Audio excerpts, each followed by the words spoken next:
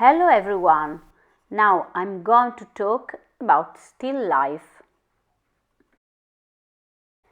Let's begin with the definition. Still life painting.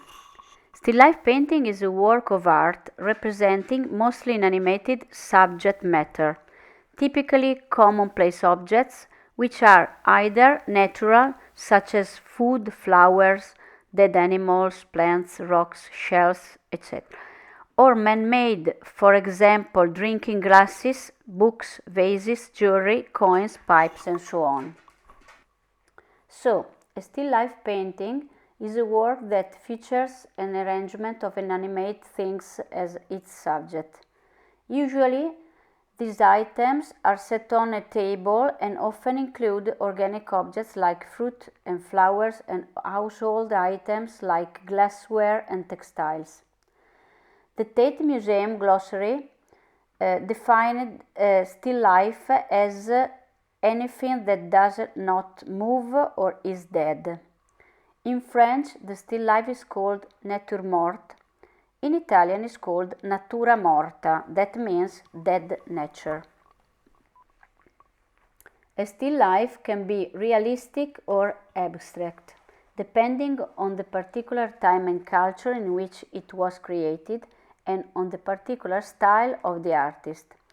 The still life is a popular genre because the artist has total control over the subject of the painting, the lighting, and the context. The artist can use the still life symbolically or allegorically to express an idea or formally to study composition and the elements and principles of art. And then we talk about the history. Although paintings of objects have been in existence in ancient Egypt and Greece, still life painting as a unique art form originated in post-Renaissance Western art.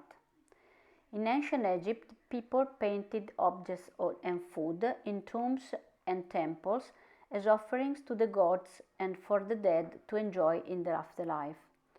These paintings were flat, graphic representation of their subjects, typical of the Egyptian painting. The ancient Greeks also incorporated still life subjects into their vases, frescoes, and mosaics. These paintings, thanks to highlights and shadows, were more realistic than the Egyptians, though not accurate in terms of perspective. Still life painting became an art form of its own in the 16th century.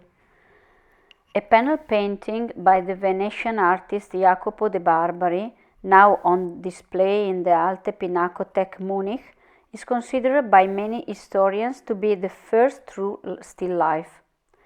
The painting, completed in 1504, depicts a dead partridge, which is a wild dead bird, and a pair of iron gloves. Caravaggio's basket of fruit, La Canestra di Frutta, painted in 1597, is recognized as the first major work of the Western still life genre. The height of still life painting came in 17th century in Holland. Artists such as Jan Bruegel, Peter Claus and others painted opulent, highly detailed and realistic images of flower bouquets and table laden with lavish bowls of fruits and game, that is, animals killed in hunting. These paintings celebrated the seasons and reflected the era's scientific interest in the natural world. They also served as status symbols. Post-Impressionist artist Paul Cézanne is one of the most famous apple painters. Cézanne's still life with apples is not realistically painted as if seen from a point of view. Rather, it appears to represent a fusion of different points of view.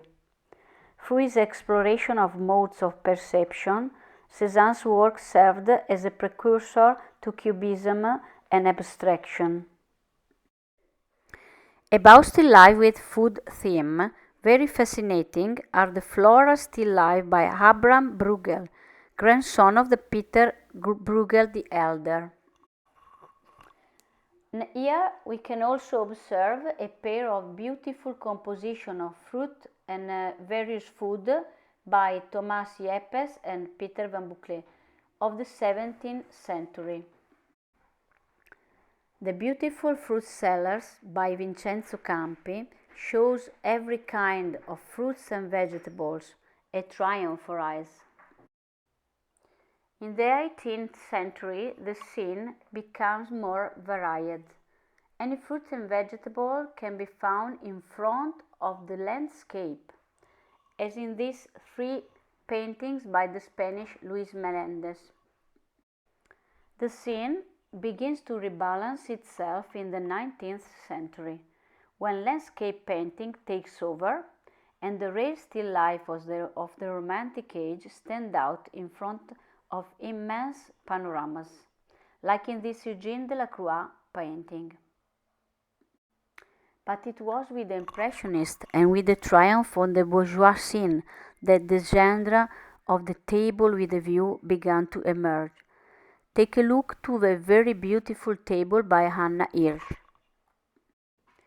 And then other examples of laden tables by Giuseppe De Nittis, Edouard Manet and Claude Monet.